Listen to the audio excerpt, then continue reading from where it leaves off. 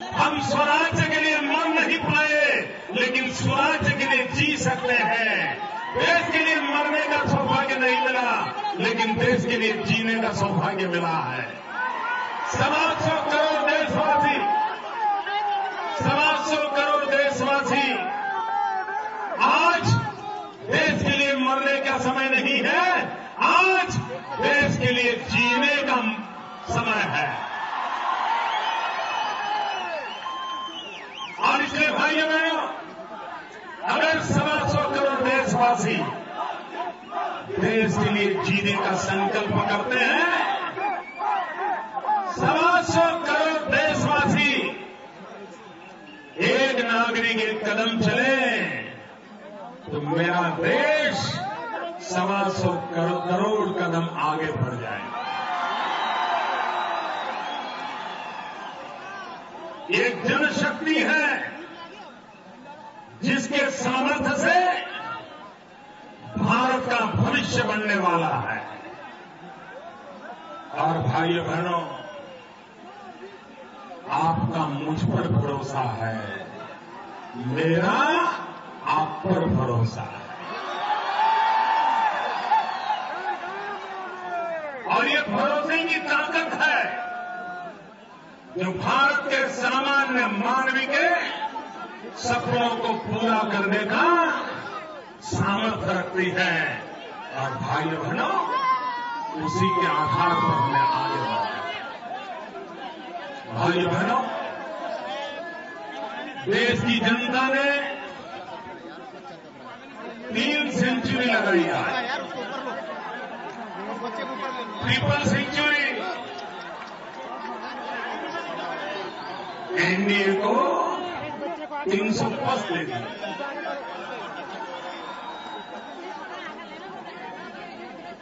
देश की जनता का मैं बहुत आभारी हूं।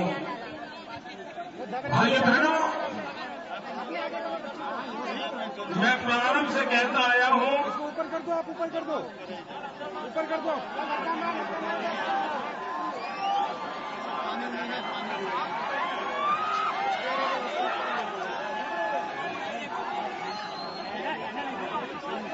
मैं प्रारंभ से कहते आया हूं कि जो सरकार होती है, वो सरकार किसी दल की नहीं होती है। सरकार देश की होती है। सरकार कुछ विशेष लोगों की नहीं होती है। सरकार 125 करोड़ देशवासियों की होती है। सरकार किसी एक भूभाग की नहीं होती। सरकार आ सेतु हिमाचल से लेकर के कन्याकुमारी तक और कच्छ से लेकर के कामरूप तक पूरे हिंदुस्तान की होती है। सरकार के लिए न कोई अपना होता है, सरकार के लिए न कोई पराया होता है। 125 करोड़ देशवासी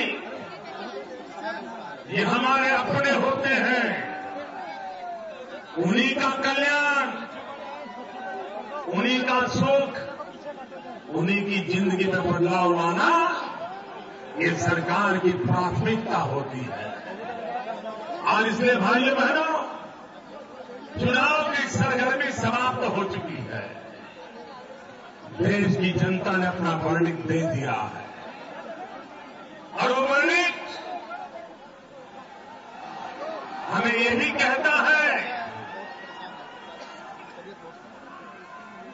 कि हमें हिंदुस्तान को आगे ले जाना है। 125 करोड़ देशवासियों को उनके सपनों को पूरा करने के लिए परिश्रम की पराकाष्ठा करनी है। भाइयों बहनों, मैं एक सवाल पूछूं आपको, पूछूं?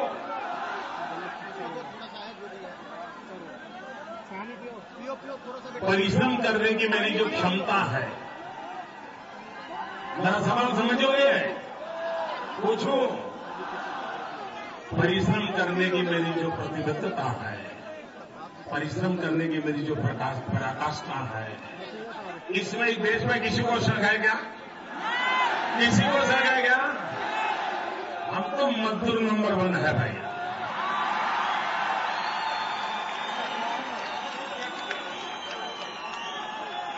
आने वाले 60 महीने इस देश को मेरे जैसा मजदूर नहीं मिलेगा भाइयों।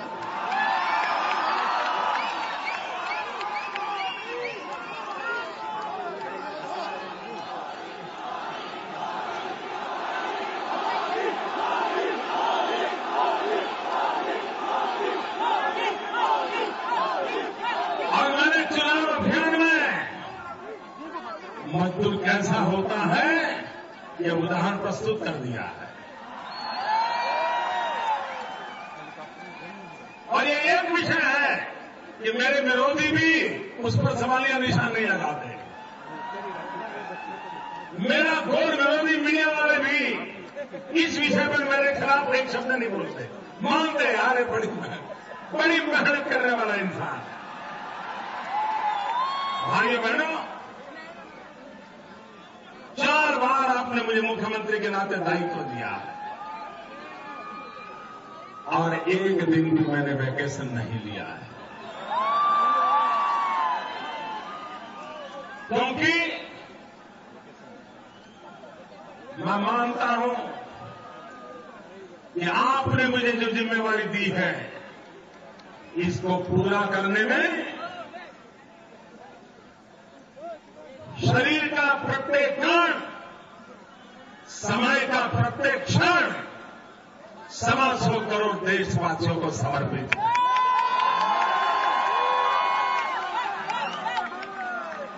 और इसलिए भाइयों बहनों,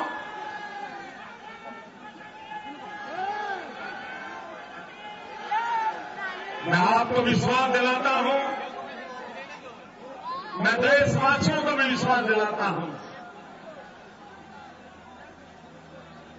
हमारा मकसद है जो हमने नारा नहीं, गुजरात में हमारे उस स्पिरिट को हमने जी करके दिखाया है। वो हमारा स्पिरिट है सबका साथ,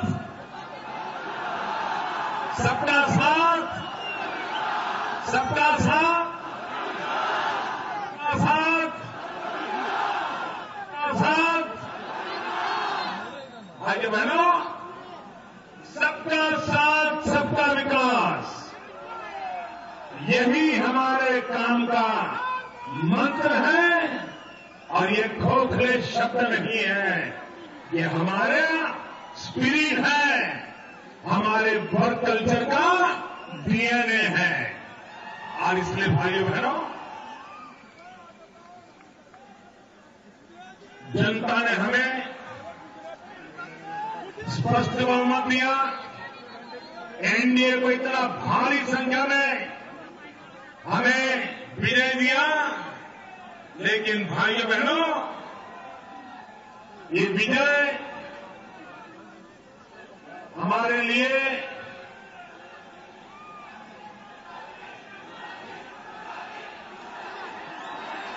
अब गुजराती मराठी सब आएगा, मराठी भी आएगा,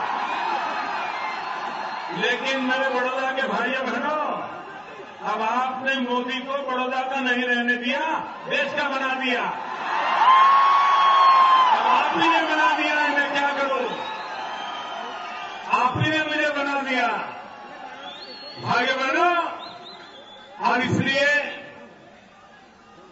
सबका साथ सबका विकास, भाइयों बहनों, विजय कितना ही भव्य क्यों न हो, भारतीय जनता पार्टी की विजय पताका कितनी ही ऊंचाइयों पर क्यों न फहरती हो, एनडीए का विजय पथ इतना तेजस्वी ओजस्वी रहा हो, इसके बावजूद भी हेलो सुनो, भारत का संविधान मुझे कहता है, भारत का लोकतंत्र मुझे सिखाता है, भारत की उज्जवल परंपरा मुझे सिखाती है। और बड़ौदा की धरती, जहां पर से सयाजीराव गायकवाड़ ने देश को बाबा साहब आंबेडकर दिए थे।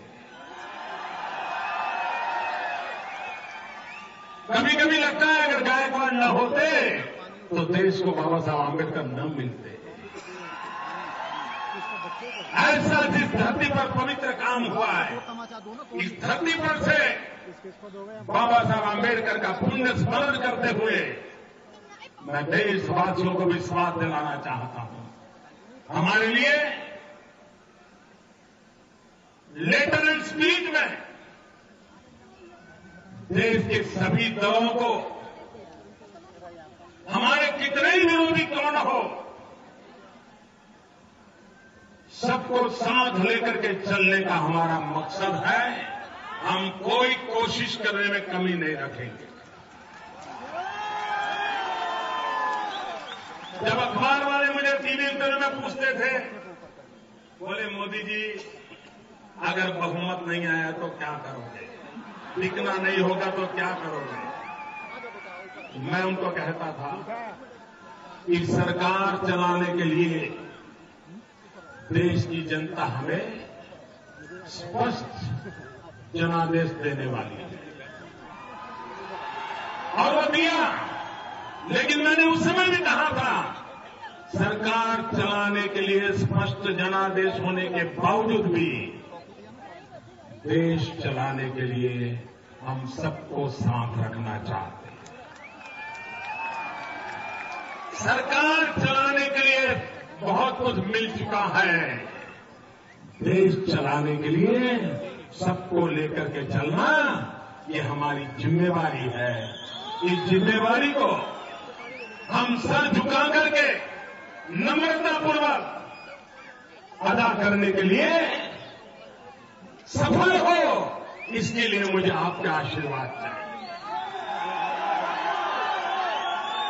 जिन राज्यों में आज विधानसभा के भी चुनाव थे, इन भिन्न भिन्न विधानसभा चुनाव में विजयी होने वाले राजनीतिक दलों को, उनके नेताओं को, वहां पर नए चुने गए विधायकों को मेरी तरफ से मैं बहुत बहुत शुभकामनाएं देता हूं। और मुझे विश्वास है कि भव्य भारत के निर्माण में, उनके राज्य में, उनके नेतृत्व में आगे बढ़ने के लिए वो भरपूर प्रयास करेंगे और सफल होंगे। ये मेरी उनको शुभकामनाएं हैं। जो सांसद पूरे देश से चुन करके आ रहे हैं, उसके नतीजे बाकी होंगे, कुछ के आने वाला बाकी होंगे, अलग अलग दल होंगे। उन सबके दल के सफलता प्राप्त करने वाले और जिनको अभी शायद सफलता मिली न मिली हो, उन सबको भी मेरी तरफ से मैं सभी दल के सभी राजनेताओं को अंतःकरणपूर्वक बहुत बहुत शुभकामनाएं देता हूं। और मैं आशा करता हूं कि देश चलाने में उनका समर्थन मिलता रहेगा, सहयोग मिलता रहेगा और हम सब मिलकर के देश को आगे बढ़ाने में यशस्वी होंगे।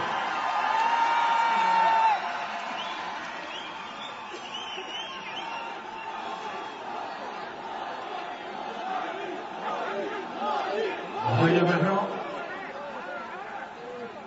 मुझ पर आपने भी बहुत प्रेम किया है, विरोधियों ने भी बहुत प्रेम किया है। लेकिन आपके प्रेम की शुद्धता, आपके प्रेम की ताकत इतनी ऊपर थी भाइयों। मैं इन दोनों प्रकार के प्रेम को आदर करता हूं, कोई कटुता के बिना। आपके प्यार के भरोसे उस प्यार को भी सच्चे प्यार में कन्वर्ट कर दूंगा, ये मुझे आशीर्वाद दीजिए आप। राजनीति में कोई दुश्मन नहीं होता, लोकतंत्र में कभी कोई दुश्मन नहीं होता। लोकतंत्र में सिर्फ प्रतिस्पर्धी होते हैं और प्रतिस्पर्धा एक लोकतंत्र की ब्यूटी है, खूबसूरती है। प्रतिस्पर्धा के बिना लोकतंत्र कहां टिकेगा? और इसलिए प्रतिस्पर्धा अपनी जगह पर है, लेकिन लोकतंत्र की ताकत है सब अपने हैं। देश 125 करोड़ देशवासियों की भलाई के लिए ये सारी व्यवस्थाएं हैं। उन व्यवस्थाओं को लेकर के हम आगे बढ़े। भाइयों बहनों, आपने मुझे जो प्यार दिया, मैं एक बार मुश्किल से एक सभा करने आया था, लेकिन आपने इतनी जिम्मेवारी उठाई। मैं इस कर्ज से भली भांति दबा हुआ।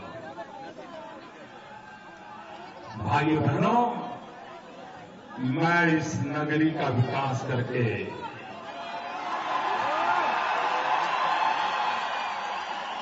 इस नगरी को नई ऊंचाइयों पर ले जाकर के आपके इस प्यार को विकास के रूप में समाया करके लौटाऊंगा। भाइयों, समाया।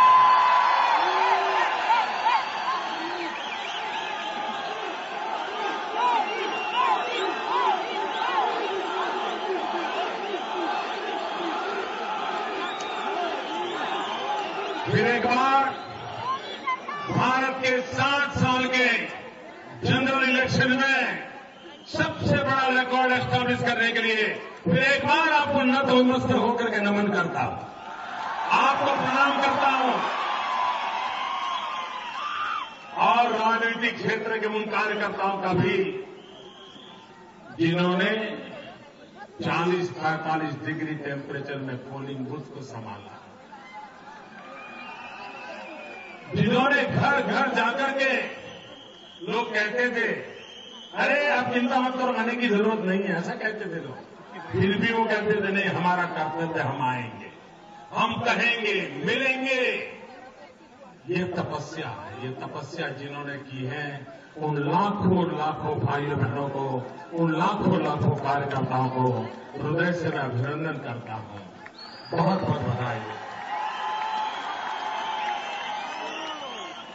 मैं हजारों की तादाद में यूट्यूब पर छोटे छोटे बच्चों के स्लोगन में देखता था।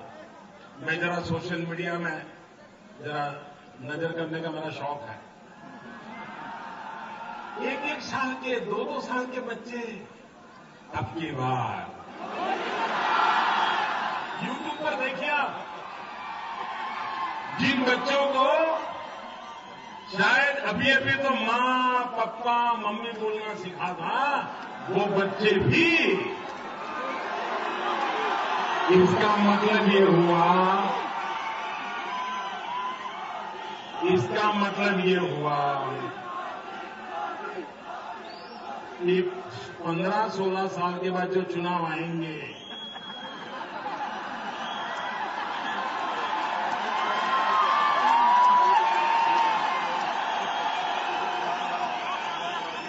उसकी फौज भी तैयार हो गई।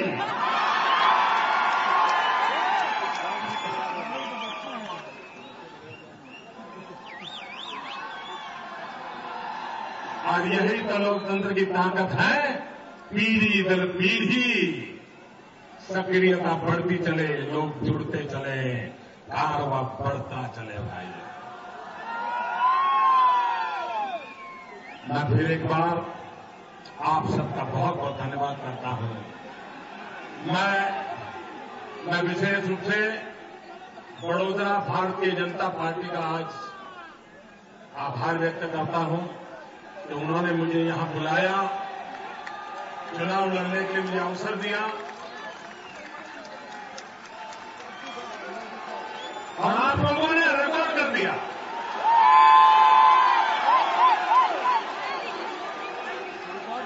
बहुत बहुत धन्यवाद भाइयों।